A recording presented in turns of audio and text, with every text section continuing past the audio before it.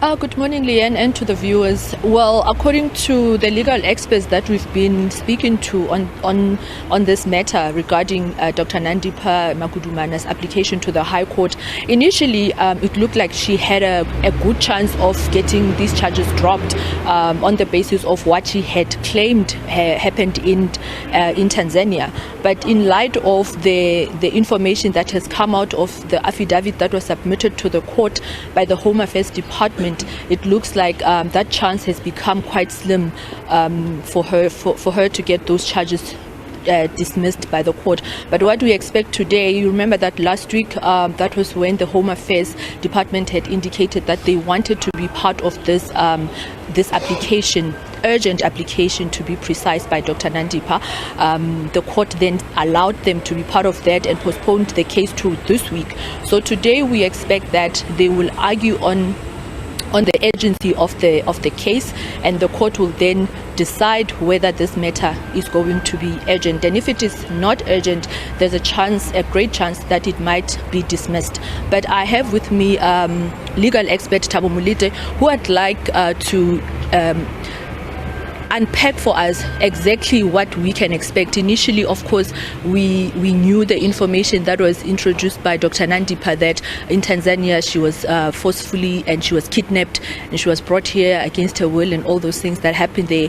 But now with the Department of Home Affairs actually explaining what happened and citing the fact that they were the first point of call from the High Commission in Tanzania, what do you make of this? I think the first point that we need to address is that the case today, what will be happening today is that the court will have to make a determination. Firstly, as to whether is there urgency in Dr. Nandipha's application. So if the court is of the view that there's no urgency, then the matter would be struck off the roll. But going back to the crux of the application, the court will also be sitting with the mammoth task to determine as to whether Dr. Nandipha's arrest in Tanzania, was it unlawful or not. If they can successfully demonstrate that it was unlawful, illegal, and she was also abducted, then the court will say, yeah, but we agree with the application. The application would then succeed. But by default or by design, attorneys of Dr. Magudumana, they came to the court on urgent basis, I think it was last week, alleging that she was arrested. I'm saying by design because they have excluded to cite the Department of Home Affairs, and it came to light when the Department of Home Affairs was now the party or the respondent to these proceedings excuse me, that Dr. Magudumana was indeed not arrested. In fact, that's what they are alleging in their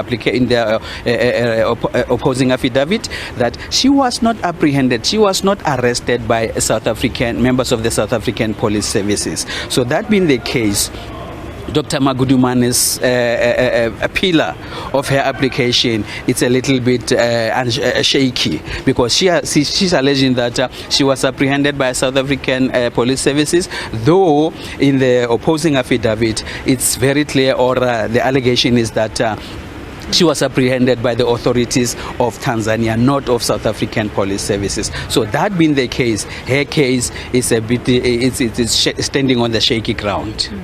In her replying affidavit, Dr. Magudumana says there's contradictions between the South African Police Service as well as the Department of Home Affairs in terms of where exactly she was arrested.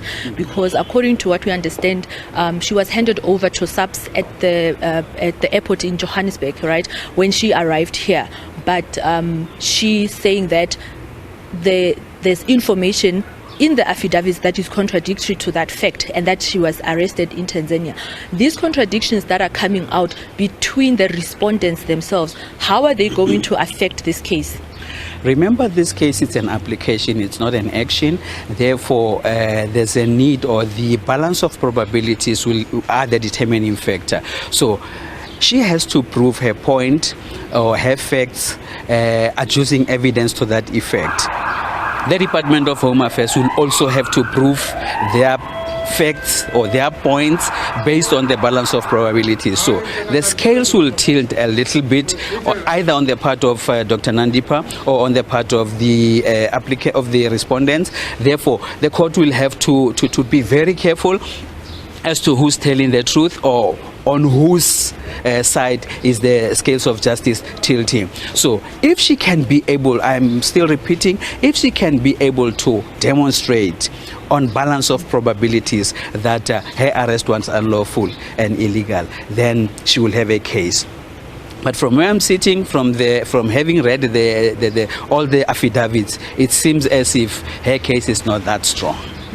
Thank you so much for your time, Dr. Molete. That was Thabo Molete there, legal expert, just unpacking for us what are the chances for Dr. Nandipha to get herself out of this matter.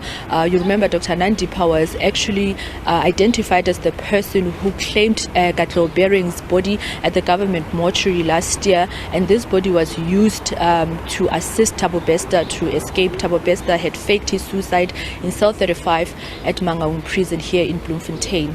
But today we will hear whether the court sees this matter as urgent, and we'll take it from there. Later on, my colleague Griselda Lewis will update you on what unfolds in court. With that, it's back to you, Leanne.